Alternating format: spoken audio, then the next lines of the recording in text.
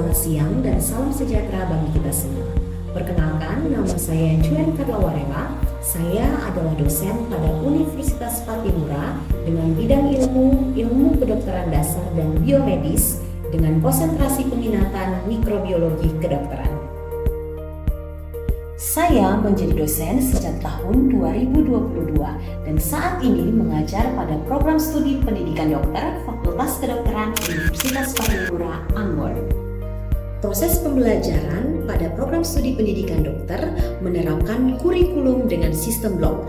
Hal inilah yang menyebabkan proses pembelajaran pada program studi pendidikan dokter berbeda dengan program studi lainnya di Universitas Patimura. Pada saat ini saya akan menjelaskan blok yang saya ampu, yaitu mekanisme dasar penyakit.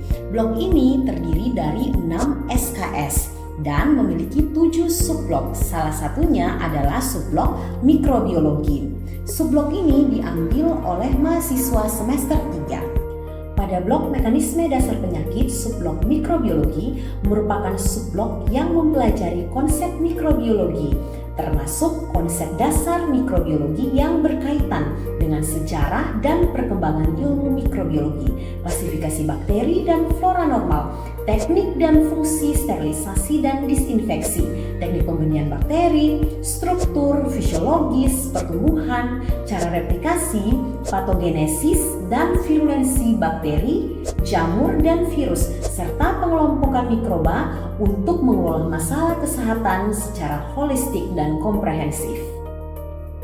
Adapun capaian pembelajaran mata kuliah atau CPMK pada blok mekanisme dasar penyakit subblok mikrobiologi yang harus dicapai oleh mahasiswa pada akhir perkuliahan adalah: yang pertama, mahasiswa harus menguasai ilmu mikrobiologi terkait sejarah dan perkembangan mikrobiologi kedokteran.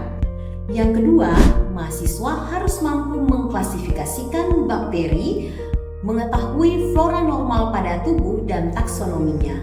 Yang ketiga, mahasiswa harus mampu untuk mempraktikkan cara sterilisasi dan disinfeksi. Yang keempat, mahasiswa harus mampu untuk melakukan teknik pembenihan mikroba. Yang kelima, mahasiswa harus mampu untuk menentukan struktur fisiologis pertumbuhan, replikasi, patogenesis, dan virulensi daripada bakteri. Kemudian yang keenam, daripada jamur. Yang ketujuh yaitu pada virus. Yang terakhir yaitu mahasiswa harus mampu untuk membagi atau mengelompokkan mikroba berdasarkan resiko infeksi.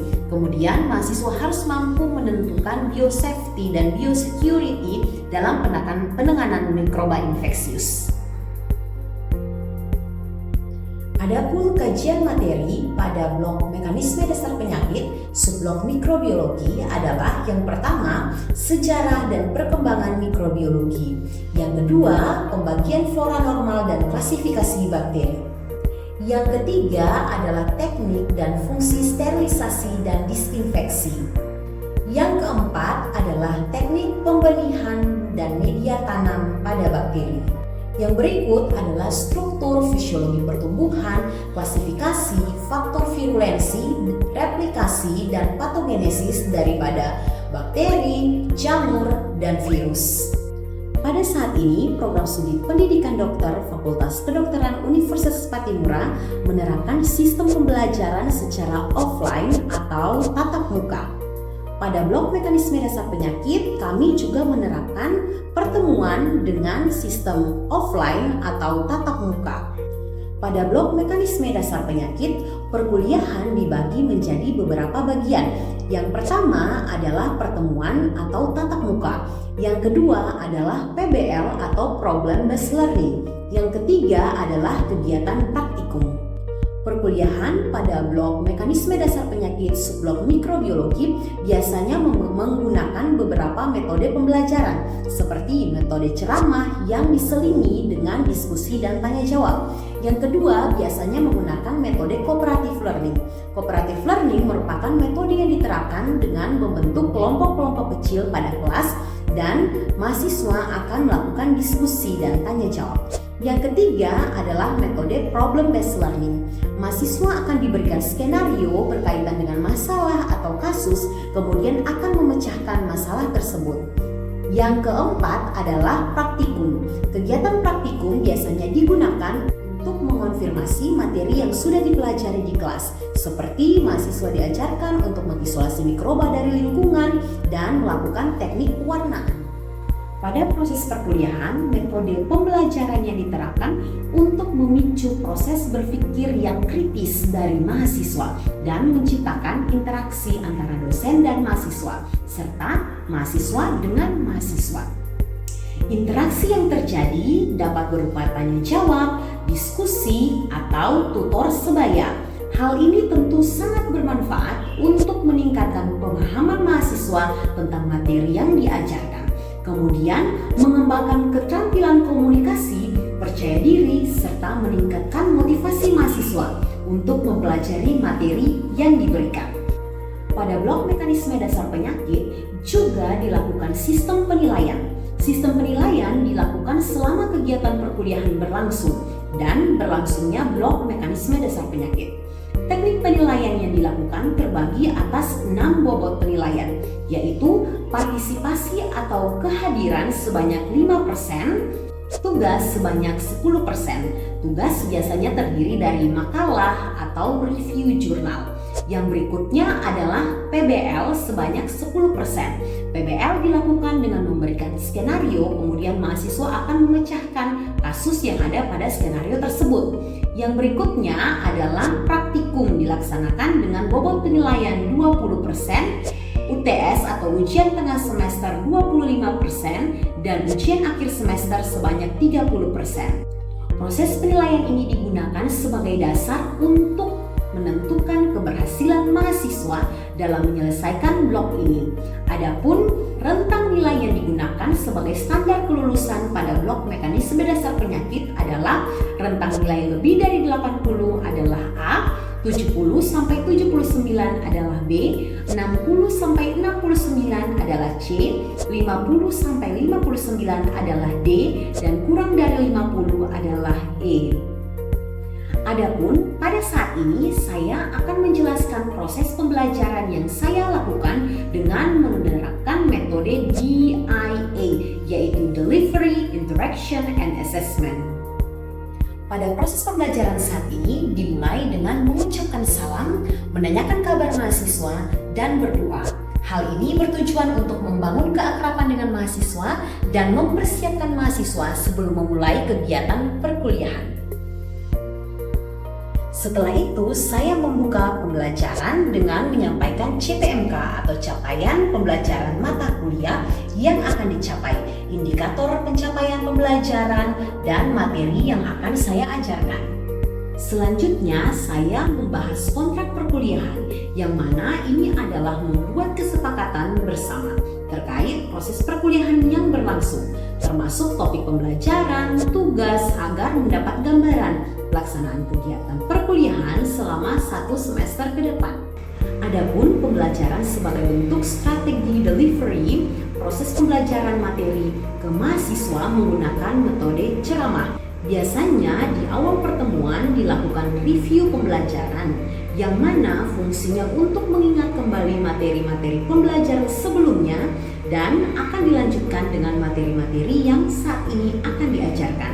Hal ini dimulai dengan melakukan apresepsi, yaitu memberikan stimulus bagi mahasiswa dengan cara menunjukkan sebuah gambar terkait faktor-faktor yang mempengaruhi sifat genetika. Melalui gambar tersebut, mahasiswa akan menganalisis persamaan yang tampak pada gambar.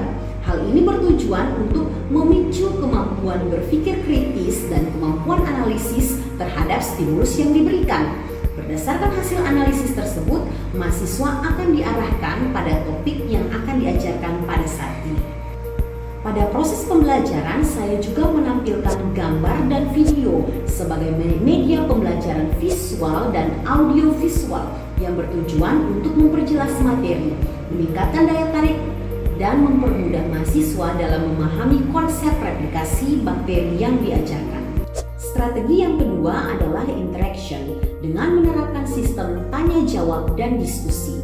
Pada proses ini, tanya jawab dapat dilakukan selama proses pembelajaran berlangsung. Mahasiswa dapat bebas memberikan pertanyaan terkait materi yang belum dimengerti atau terkait konsep yang ingin dipelajari lebih dalam.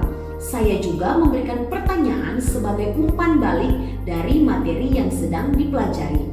Mahasiswa dapat menjawab dengan pemahaman mereka.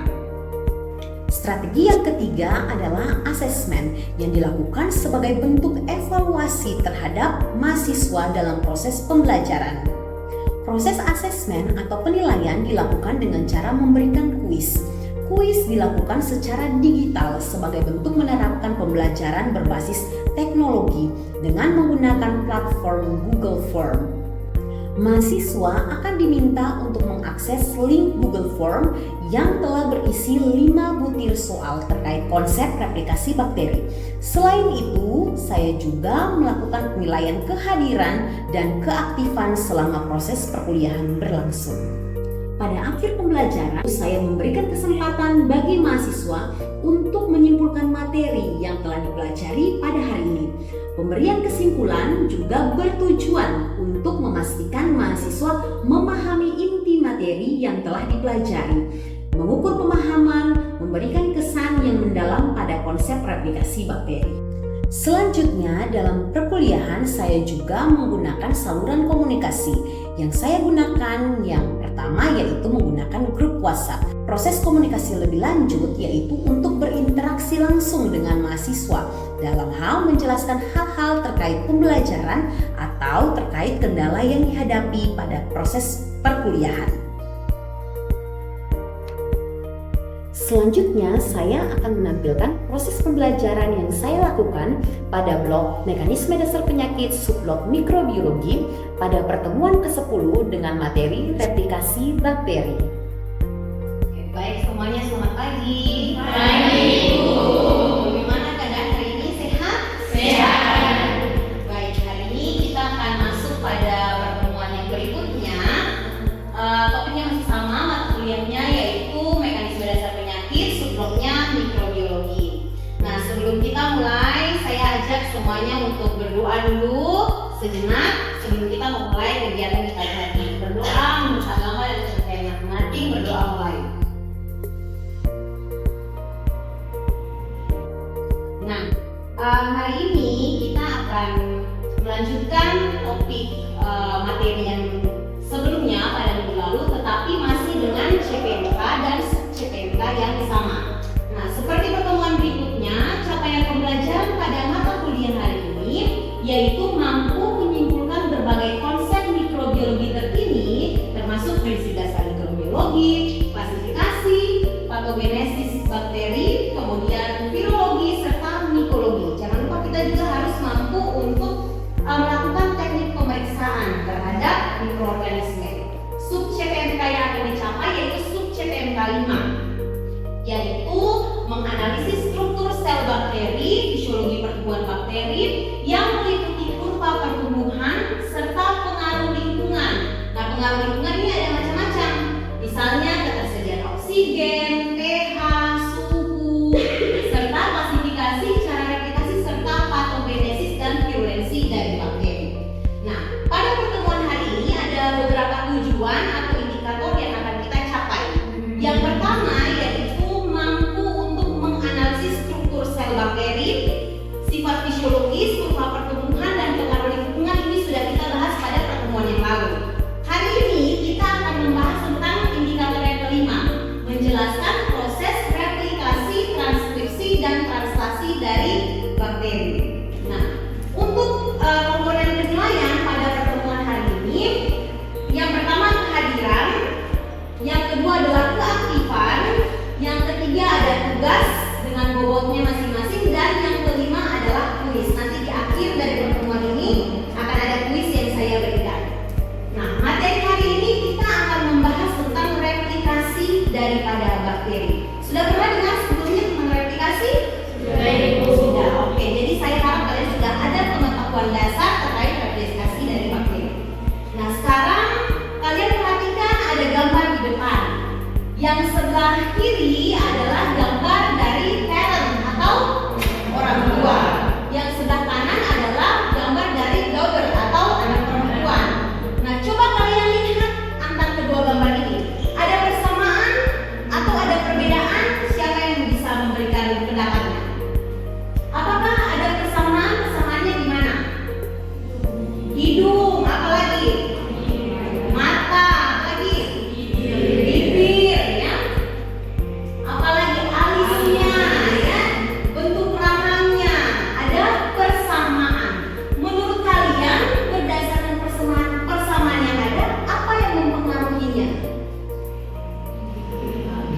DNA, apa lagi tadi? Genetika, betul. Jadi yang mempengaruhi persamaan antara ibu dan anak perempuan ada gen. Nah, ada yang tahu apa itu gen atau apa itu DNA? Menurut kalian apa? Gen atau DNA itu apa? Ada yang bisa jawab? Bilang aja ya, silakan. Bilang aja, jangan malu-malu. Informasi, betul, informasi genetik yang diturunkan dari siapa? Dari orang tua ke anak. Nah, sama halnya dengan bakteri juga demikian. Kalau misalnya yang saya contohkan ini pada sel hewan atau pada manusia, nah sama juga dengan bakteri, dia punya materi genetik yang diturunkan dari orang tua ke anak. Oke, nah kalian bisa lihat penjelasan yang terakhir, bakteri itu obey laws of genetic. Jadi bakteri itu dia juga patuh atau mengikuti hukum daripada genetik. Dia sama-sama melakukan proses replikasi yang akan diturunkan ke anaknya. Nah, ini saya flashback sedikit terkait dengan struktur bakteri. Sudah diajarkan kan? Nah, harapan saya semua kalian sudah tahu. Nah, struktur bakteri yang harus kalian perhatikan, dia tidak memiliki nukleus. Tapi namanya apa? Nukleoli. Betul. Jadi bakteri ini dia tidak punya nukleus. Yang punya nukleus itu sel apa? Hewan dan tumbuhan. Sedangkan kalau bakteri dia punya nukleoid, strukturnya beda atau sama? Beda. Apanya yang membedakan? Membran, betul, tidak memiliki membran inti. Jadi kalau sel tumbuhan dan sel hewan itu dia punya membran inti yang kompak, yang dibungkus oleh membran, gitu ya. Sedangkan kalau bakteri dia tidak punya, makanya kalian bisa lihat DNA-nya itu menyebar di dalam sitoplasma. Nah, selain ada nukleoid, dia juga punya yang namanya dinding sel atau cell wall.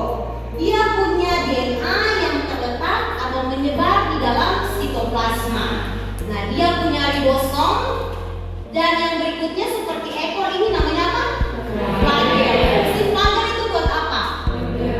Alat gerak. Jadi flagel ini sebagai alat gerak untuk bakteri. Makanya seperti yang saya contohkan di minggu lalu, bakteri ini mau tahu dari mana dia punya flagel terus ditanam pada media yang semi padat. Nah, untuk mengonfirmasi yang sudah tadi saya jelaskan, tampaknya kan pasti kalian membayangkan, oh ini gimana ya kerjanya. Nah, di sini saya akan tunjukkan satu video terkait dengan proses replikasi. Tujuannya apa? Supaya bisa mengonfirmasi apa yang tadi sudah saya jelaskan. Supaya tidak mengawang ya, tapi kalian benar-benar, oh ternyata seperti ini.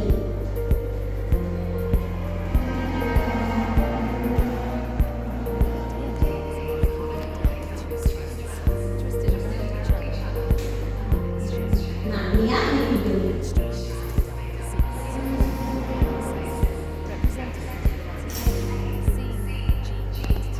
Nah, ini merupakan bahasa nitrogennya. Sedangkan tulangnya ini adalah tulang pentosa dan tubulosa.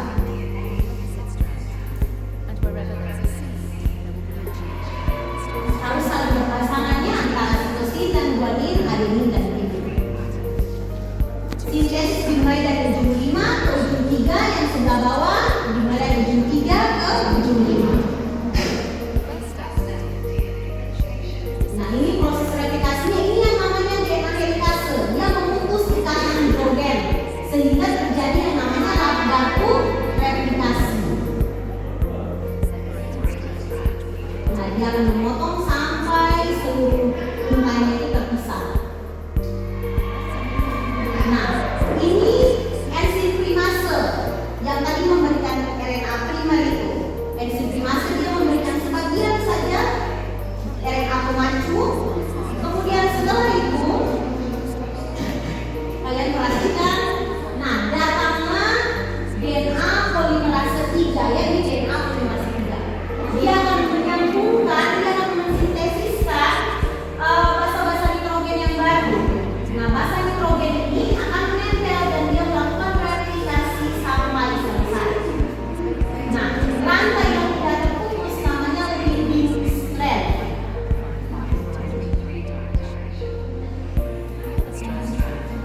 Nah, di satu sisi yang rantai yang di bawah namanya leading strand.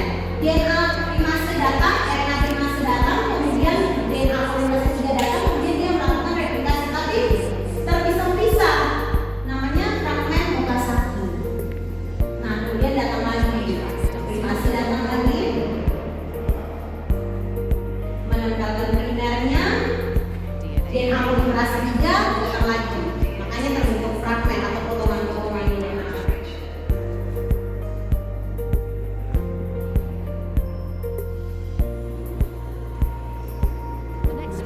Ya.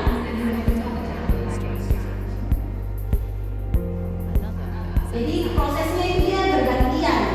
Primernya datang bergantian, DNA polimerasenya datang bergantian. Nah, ini enzim eksonulease atau DNA polimerase 1 fungsinya untuk replacement atau mengganti primer dengan basa nitrogen yang baru.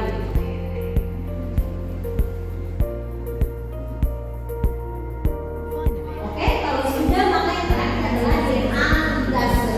Dia untuk menyempurnakan fragmen-fragmen yang tadi itu supaya bisa tergabung. Nah, kemudian nanti dia akan terpilih lagi. Biasanya proses replikasi ini dinamakan replikasi semi konservatif. Kenapa semi konservatif? Karena setiap untai memiliki untai parent dan untai yang baru. Jadi ada untai yang lama dan untai yang baru. Nah, itu yang terjadi pada proses replikasi. Nah, sampai di sini apakah ada yang ingin bertanya? Silakan, ingin memberikan pertanyaan? Oke, silakan Rama. Ibu tadi Ibu sempat bahas tentang material transfer application dan di situ ada yang menyebut bidirectional replication. Nah, apa peran replikasi bidirectional? Baik sekalian pertanyaan, terima kasih Rama, berikan tepuk tangan nih buat Rama. Jadi pertanyaan Rama, apa peran daripada bidirectional replication? Apakah ada manfaatnya atau perannya bagi bakteri? Tentu punya peran. Nah, dia secara bidirectional kedua arah untuk mempersingkat waktu, memperbanyak diri gitu ya. Itu fungsi atau manfaat daripada bidirectional replication. Nah, ada lagi yang lain yang ingin bertanya? Oh ya, silakan.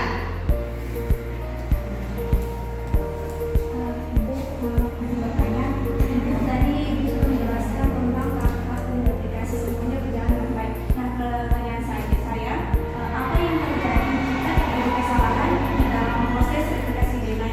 Ya, oke, baik ya, kita aplaus dulu. Nah, apa yang terjadi jika proses replikasi ini tidak berjalan dengan sempurna? Yang disebabkan karena ada frame shift atau pergeseran rangka daripada basa nukleotida. Nah, nanti saya tunjukkan ilustrasinya seperti ini. Sampai di sini, apakah kalian sudah dapat menangkap apa yang saya sampaikan hari ini? Oke. Nah, sebagai bagian dari hasil pembelajaran hari ini, saya akan berikan kalian satu link kuis. Nanti kalian buka linknya, kemudian kalian boleh isi. Saya memberikan waktu mungkin sekitar 5 menit. Angkat handphone, kemudian mengisi link yang ada dan mengerjakan kuisnya. Kuisnya terdiri dari 5 soal, tidak terlalu susah ya, ini berkaitan dengan pelajaran hari ini. Ya oke, waktunya sudah 5 menit ya, sudah selesai. Nanti untuk penilaian kuisnya ini akan saya berikan di minggu depan hasil kerja hari ini ya. Nah, oke, yang terakhir kita akan menyimpulkan kegiatan pembelajaran dari materi hari ini. Ada yang bisa memberikan pendapatnya atau kesimpulan yang bisa ditarik dari pelajaran hari ini? Ada yang bisa memberikan pendapat atau ingin menyimpulkan apa sih yang didapat dari materi hari ini? Silakan. Ya, silakan. Baik, terima kasih Bu untuk kesempatannya.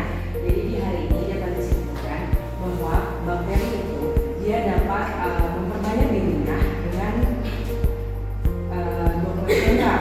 Dopamine sentral ini merupakan suatu tahapan untuk memperbanyak makhluk hidup yang dimulai